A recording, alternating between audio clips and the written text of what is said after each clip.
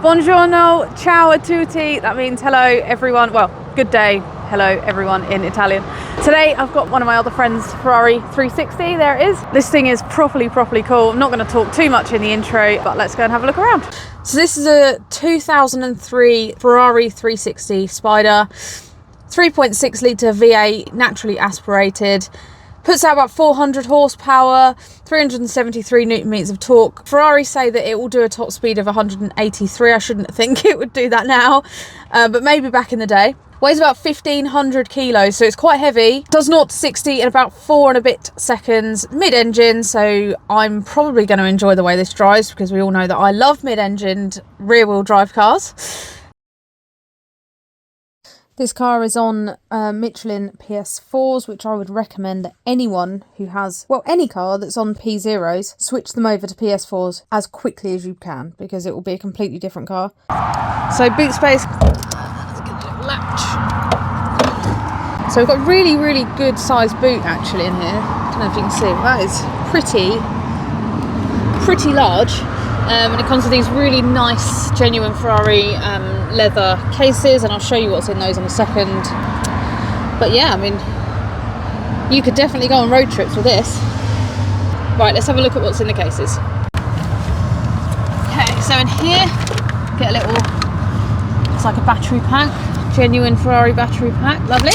So we've then got the toolkit bag, which has some tools that have definitely seen better days, but I'm sure will be perfectly adequate to use still. And then we've got belts, a couple of bulbs, spare fuses, all sorts of stuff in there. So that is pretty cool, I have to say. Okay, let's have a look inside.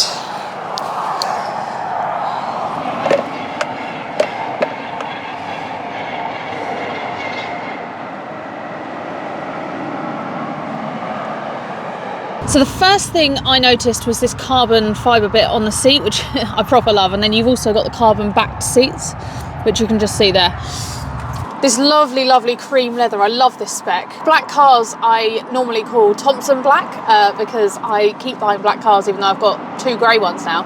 But Thompson black with the cream interior, just really love this combo. These seats got the Ferrari logo embossed in them, which looks really nice, and then you can put some harnesses through there if you choose to do that in one of these. Geared stick, again, beautiful design. It just oozes class, this gear stick design. We've then got the controls for the mirrors here, left and right, hazard light, park, 12 volt, and then in this little thing here, which is really cool, in this little flap, you open this little flap, and in there you've got the fuel cap to open that, the front, this little cubby that I'm just going to show you, and then we've got the button for the roof. If I click this little button here, a little extra storage thing opens in there, which currently has some chewing gum. Thought that was pretty cool. To the right of the steering wheel, we've got the sport button, turn sport and off and on, lights, and then ASR traction control, and then standard heater knobs, kind of crappy radio, but again, it's an old car, and then you've got your windows up and down. So glove box, got very small glove box in there. Don't know if you can see. You're not going to be fitting a lot in there, maybe just the service book. Kind of like this badge that's attached to the glove box. Ferrari are clearly very proud of their F1 history.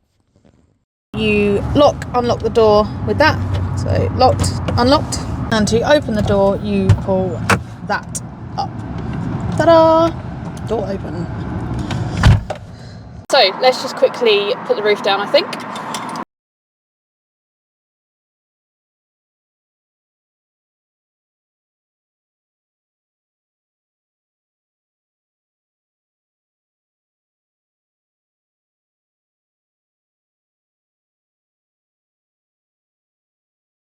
I'm actually going to keep the roof up today because essentially you won't be able to hear me because this car is very loud. Right, let's do a quick startup video, shall we? I have very conveniently parked under a tunnel, so this is going to be wonderful.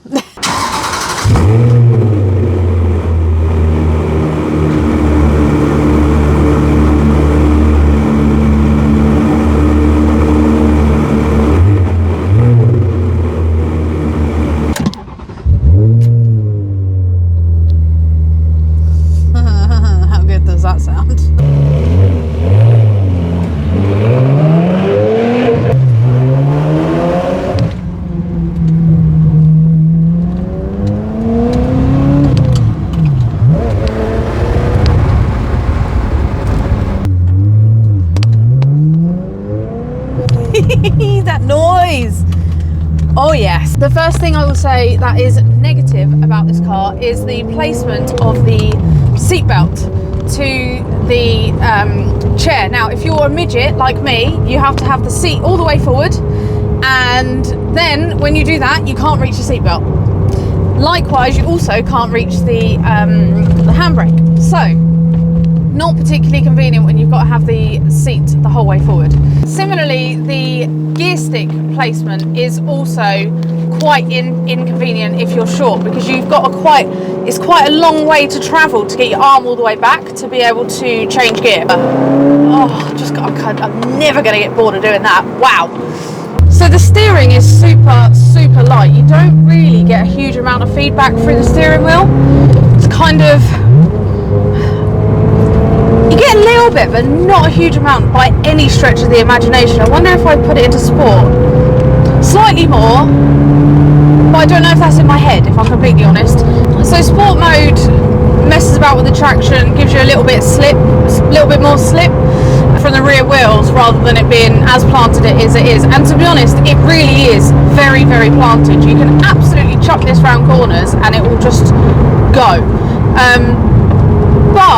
But you don't get a huge amount of feedback. So although it will take you round, like the Exige for example, I know always what that's doing. It's kind of, you know, if it's going to slip, it tells you before it does it, and it's always just kind of telling you what's going on with the car. But you don't really get a huge amount of that with this, which is surprising considering everyone keeps telling me how much experience older Ferraris have.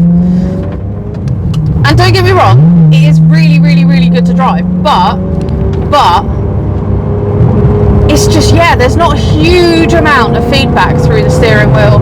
You don't really know what's going on with the car, and you're kind of just relying on it being as good as it is. At first I thought this was an absolute pig to drive, but I've got to say I think that was basically just while I was getting used to it and it was all warming up. It's quite nice to, you know, everything's really light. You kind of just slip it into gear.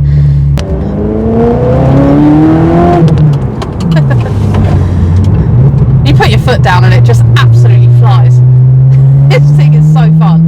Easy to heel and tow. So when I first got in it, I didn't think it was. I thought it was an absolute nightmare to heel and tow, if I'm completely honest. The brake pedal was way too far towards me, and the throttle pedal was way too low.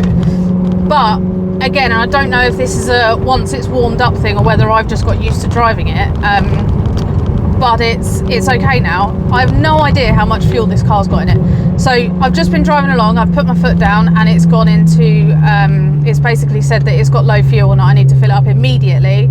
And I've now got 2 bars again. So yeah, I have absolutely no idea how much fuel I've got. So I'm gonna go and fill it up just in case, because yeah, don't really want to run out of fuel on this review. Something I have noticed with this car is that everyone seems to want to race you.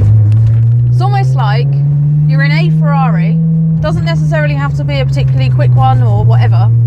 Everyone wants a race. I've been driving this car for what, hour and a half now, and I've had about 4 people, ranging from M4s to BMW 135i, I think, funnily enough, both BMWs, and then there was something else, can't remember what it was. But yeah, it seems to be everyone wants a pop at the Ferrari.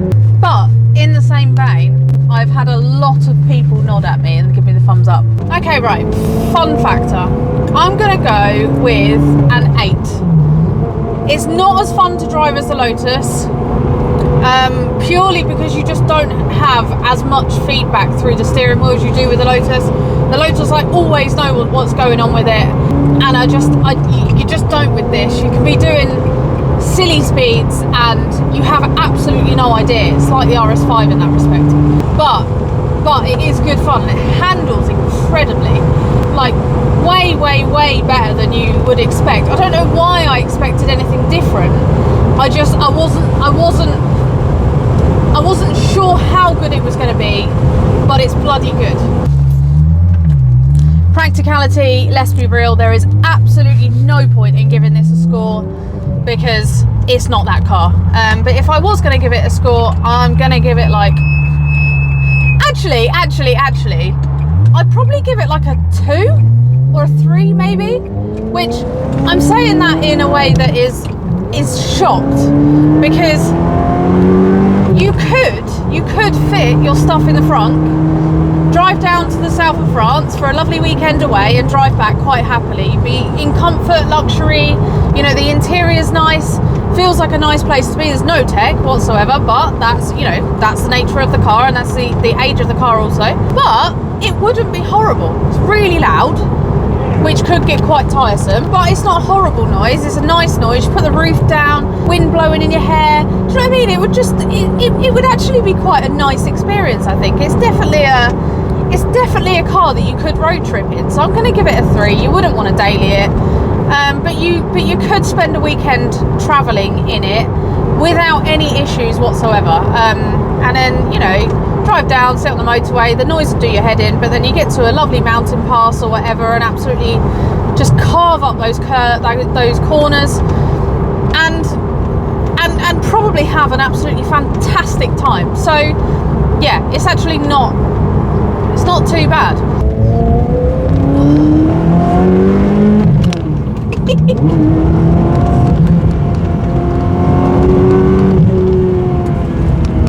To be honest, I'm not even thinking about the fact that it's not got a lot of feel to it, or that I don't really know what's going on with it. I'm just enjoying doing that. Absolutely love that noise. So loud, like just oh yeah. Listen to that noise. I need to just do it. Hang on.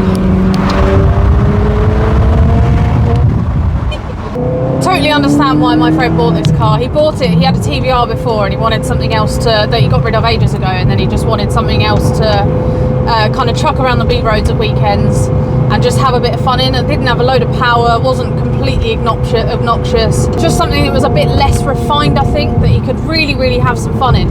And this is 100% the car that you can do that in. If you like this video and you want to see more, please like, subscribe, comment, let me know what you think.